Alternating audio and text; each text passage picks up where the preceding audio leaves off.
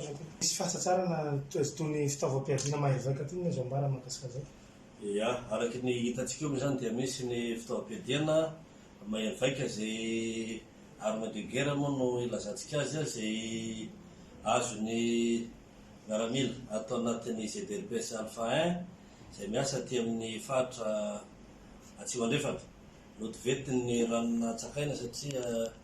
misy ny fitaovam-piadiana miparitaka zay entina mampiorooro voaka, entin'ireo jolay mampiorooro voaka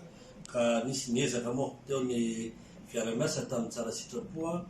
teo ny ezaka nataony miaramila zay tany Akanja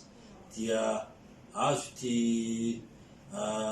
basy tia Kalakinikov ny ahafantarany maro azy ka dia zay no tsara ampahafantarantsika ary eto dia manao antsoavo ho an'ny mponina rehetra ny tenanay satria mba hanome ny